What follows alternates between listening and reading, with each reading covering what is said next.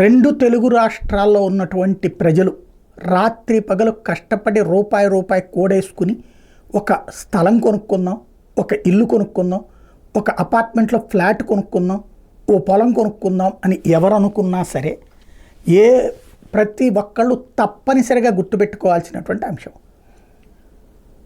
రాజకీయ పార్టీల నాయకులు నిర్వహించే వ్యాపారాలు ఏవైతే ఉంటాయో, అంటే రియల్ ఎస్టేట్ వ్యాపారాలు, అక్కడ సచ్చినా కొనకండి. కొంటే పోతే పోయినలే డబ్బులు అనుకుని సిద్ధం అవ్వండి.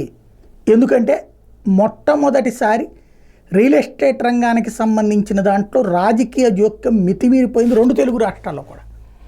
దాని పర్యవసానం రూపాయి రూపాయి కూడేసుకుని డబ్బులు ఖర్చు పెట్టుకున్నటువంటి వాళ్ళు ఇప్పుడు నడి రోడ్డు మీద నిలబడుతున్నారు. రాజకీయ నాయకుల అండదండలతో నడిచేటటువంటిది, లేదా రాజకీయ నాయకులు అండదండలు కాదు, రాజకీయ నాయకులు స్వయంగా నిర్వహించే వాటికైతే అసలు ఏమాత్రం సేఫ్టీ లేదు. ఇప్పుడు ఫర్ ఎగ్జాంపుల్ హైదరాబాద్లో కూల్చివేతలకు గురవుతున్నాయి ఏంటి? బీఆర్ఎస్ మద్దతుదారులు, బీఆర్ఎస్ నాయకులకు సంబంధించినటువంటి రియల్ ఎస్టేట్ వెంచర్లు. అంటే రేపు పొద్దున వాళ్ళ కాంగ్రెస్ వాళ్ళు ఉన్నారని వాళ్ళ దగ్గరకు ఉన్నారనుకోండి, రేపు బీఆర్ఎస్ వచ్చి అవన్నీ కూల్చుద్దిగా. ఇక్కడ పోయేదే ఉంది, నాయకుడు అమ్ముకుంటున్నాడు, డబ్బులు తీసుకున్నాడు, ఆడిపోతున్నాడు.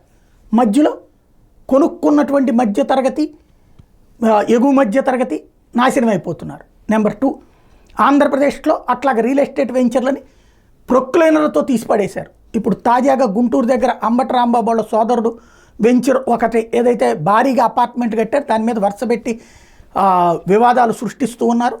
ఇప్పుడు దాన్ని కొనుక్కున్నటువంటి 400-500 మందికి సంబంధించినటువంటి సమస్య ఉంటుంది. అంటే ఎక్కడైనా రెండు తెలుగు రాష్ట్రాల్లో కూడా ఇప్పుడు అధికారంలో ఉన్నటువంటి వాళ్ళు ప్రతిపక్షపు నాయకుల యొక్క రియల్ ఎస్టేట్ వ్యాపారాలను దెబ్బతీస్తున్నారు. తద్వారా అయిపోయింది. అంతకుముందు ఏమైనా తక్కువ ఉందా?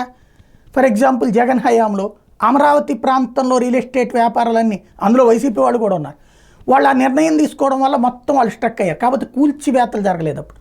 ఇప్పుడైతే కూల్చివేతలు జరుగుతున్నటువంటి పరిస్థితి కూడా ఉన్నాయి.